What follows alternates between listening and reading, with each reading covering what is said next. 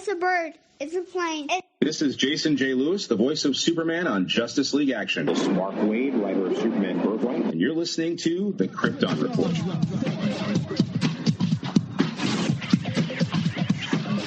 Welcome to The Krypton Report, the All Things Kryptonian podcast, where we talk about anything relating to Superman, Supergirl, Krypton, DC Comics, and TV, movies, video games, comics. I am your host, Tyler, the Superman of Blue, the Man of Tomorrow. Hi, welcome to Krypton Report. It's me, Tyler, your host and the Superman of Blue, the Man of Tomorrow. I just got a little thing going on here today. We're going to talk about something called the New 52. Whoa, Tyler, what's that? Well, if you're a comics person, you should probably know. But we're going to talk about it because the New 52 turns 10. Or does it?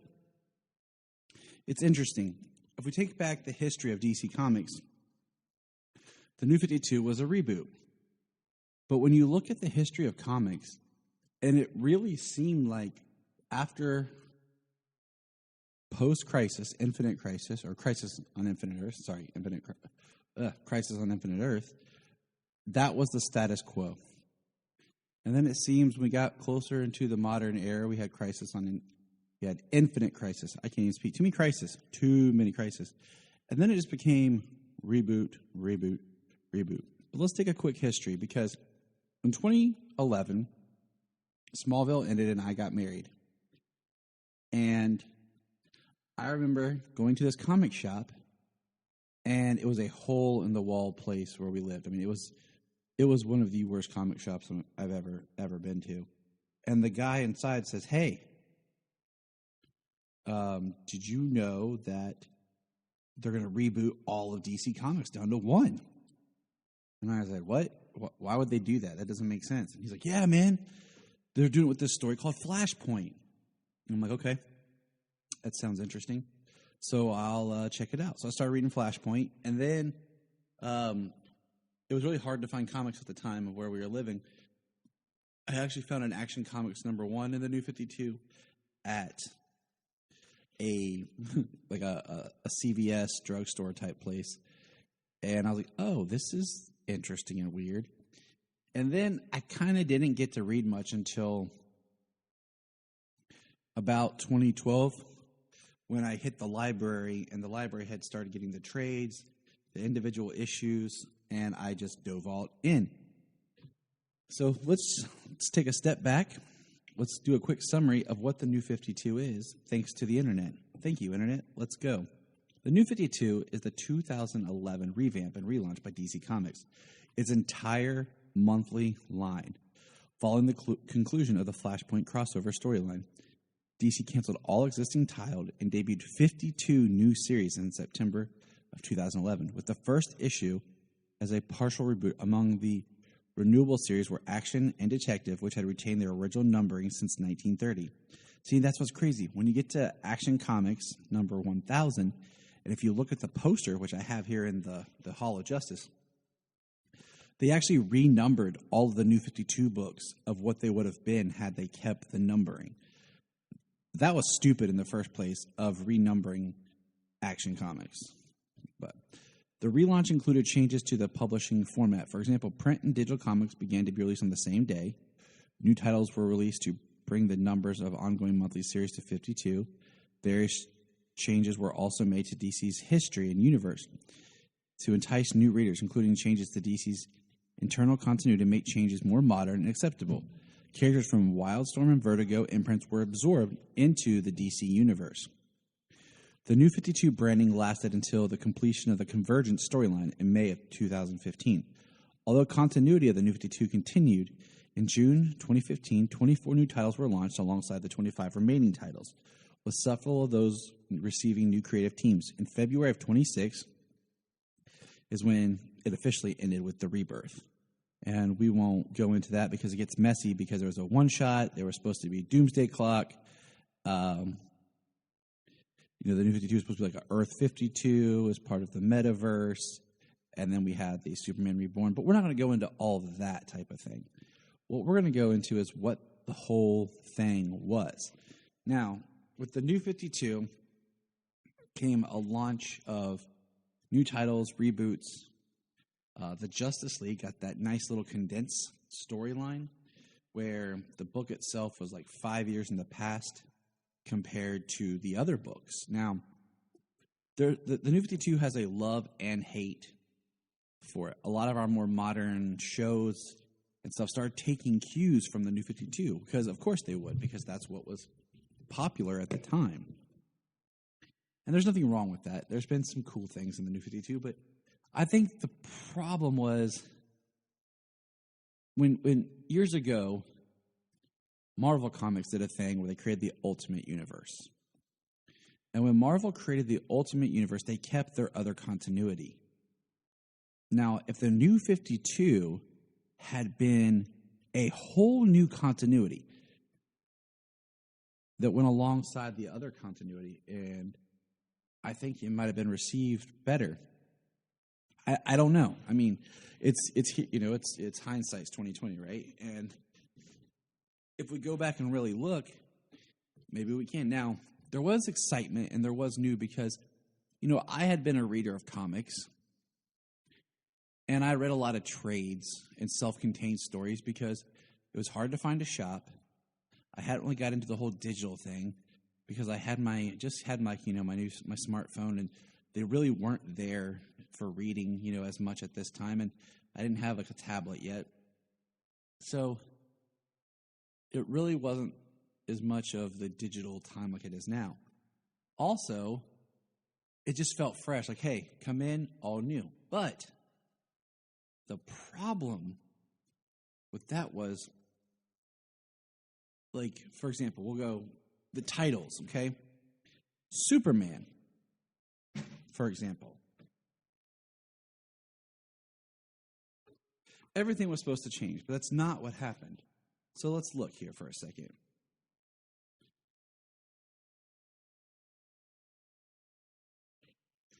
Certain titles kind of stayed the course of where they already were.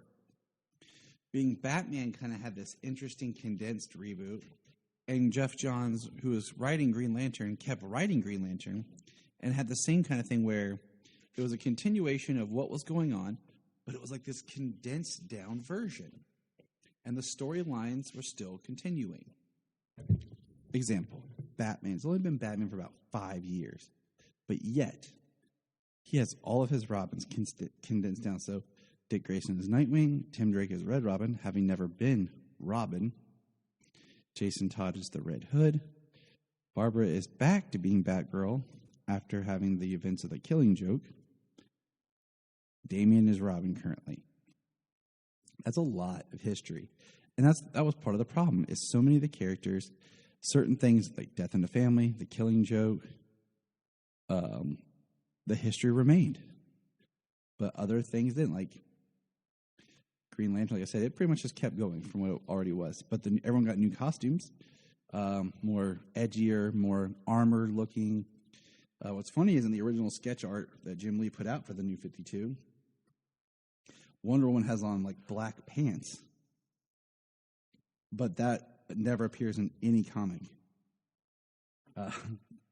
Cyborg's part of the Justice League compared to having Martian Manhunter.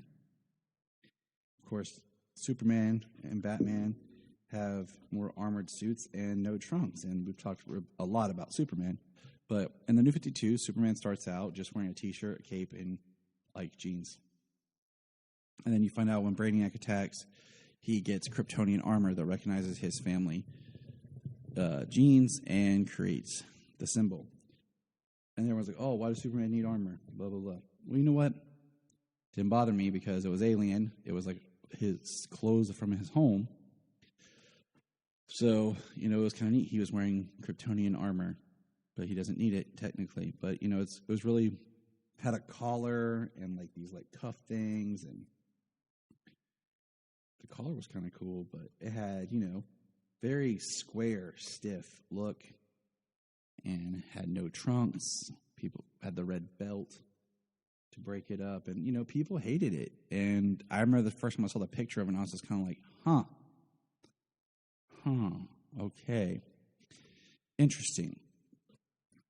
And, they took back. There was no Superman and Lois relationship. The whole New 52, they kind of were just friends and hadn't got together. And you could see where DC was trying something, but it just wasn't working the way for some readers, Some titles did great, some didn't.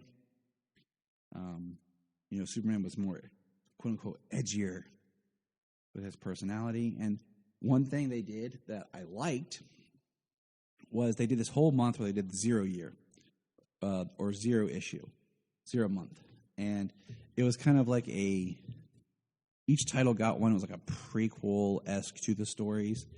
And we find out that Superman's cape now has a black S crest, L symbol on the back. And it was actually his father's cape. And I really like that. And I've waited for a live action to do something similar where Jor-El takes his cape off and wraps his son in it before sending him to Earth. The black cape symbol kind of appears in Krypton with Val-El. But I thought that was cool. That was something I really liked that they did. Another thing that they did, and this is kind of one of those, is the Kryptonian armor would shrink to a small chest symbol on Clark, and he would basically touch it, and it would expand and make his costume.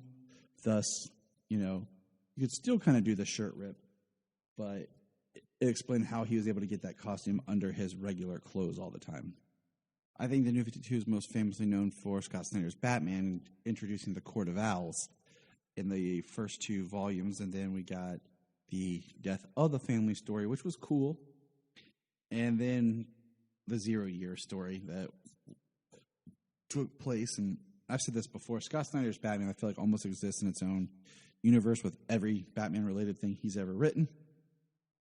And you can see the through lines in that as he did his super heavy in-game storylines leading to his departure, when Tom King took over with Rebirth. Now, in the New 52, there's a lot of little changes. I mean, we could go on forever talking about all the different little things about the characters and where they're taken. Like the Wonder Woman book proper, written by Brian Azzarello, was like her on fighting the Greek gods. The whole thing was her and the Greek gods. And one thing that I liked in the New 52 was it was written for trades. Every 6 issues was like a mini arc to be collected. And it was really cool that we were able to just kind of follow along, buy the trades, buy the books, and really keep up with the stories a lot cleaner than before. One of the events that was awesome was they did the Villains Month, where every title had 1 or 2 issues that was only about a villain.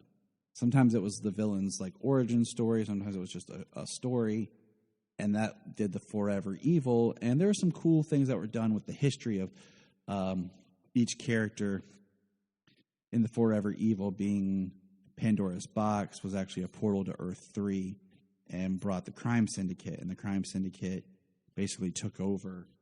And that was fun. I think the one thing about the New 52 is they tried to make it tighter, and it kind of worked. But each title was hit and miss. Characters' backstories were redone, modernized. But then the funny thing happened, where they did this like mini soft reboot towards the end, and I want to say it's about 2015. Sounds about right. Maybe even started in 2014, but I want to say it was 2015. Is just looking at the 3 bigs. It's the time where Scott Snyder did his super heavy Batman run, where Jim Gordon was Batman. Superman was depowered and went around with the Superman T-shirt and the jeans. Aquaman was made to look more like Momoa-ish. Green Arrow had a little bit of a different change up. His book did. I don't remember all the details. And then Wonder Woman became the God of War, Ares. And they called it the DCU. That's DCYOU. And it was just, and that's when they started the Batgirl Burnside too. Which was weird because, Batgirl in the New 52 started as Barbara Gordon, Gail Simones, and it was kind of, it picked up where she had her spine fixed. and was back to being Batgirl. Then all of a sudden they do this Batgirl Burnside, and she's like a 18, 19, 20-year-old young girl. And see, Black Canary was like in a rock band. And it didn't last because then, of course, in 2016, they did the Rebirth event, which, all the books that were ongoing stopped at issue 52, and then Rebirth launched. And that's pretty much it. We could talk the New 52 forever, and it comes up a lot just because of the content it contains, and there's hit and miss. Like, the trades are easy to digest, they're easy to get a hold of. And there's good stuff and there's bad stuff. It's just really a per title. Flash I think was pretty solid through its entire New 52 run. Of course, Batman being Scott Snyder and what they do with it. But even Batman was weird because they did the Batman Eternal storyline, which just seemed like they really just took a story and they just blossomed it to make it. It was supposed to go weekly for like 52 weeks or something for a year. And it was just inflated. I have every issue. I've yet to go back and reread it. I think the first couple and the last one are probably the strongest. And that just kind of shows how they had a plan but didn't have a plan. Because then they did the whole Future's End with Batman Beyond, which was very much the DC's version of Days of Future Past. And it was like not even a big deal. And they did Superman Doomed, which I thought was awesome. But it came and went like, whew. And that's like where Doomsday was like a virus when Superman defeated him. And I thought that could be a bigger event than it was. The New 52 felt like they had a lot of ideas, and they just rushed and threw everything at the wall. And then it burned out, and they had to come up with something big again. And it seems like ever since the New 52, it's kind of been reboot, retool, soft reboot constantly. And I wonder how Barry Allen stayed dead from 85 to, 06? But like I said, we could go on and on about the New 52, but we're not going to. It's just interesting to mention that here we are at the time frame of what would have been its 10th anniversary. And we've already had, 2 major kind of reboots with Rebirth and then Rebirth. I don't know, maybe more because we had Rebirth, then Reborn, which are Superman-centric that kind of recalibrated, and then they went into what's new Infinite Frontier, so like 3 kind of retools, 4, I don't know. Who cares? Who keeps track anymore? It's a lot. So happy birthday to the no longer relevant, really existing New 52. You still have your iconography everywhere, and it was a good time to be a comics reader in a lot of ways, too, just because you could jump back in. But just remember, everybody, look up in the sky.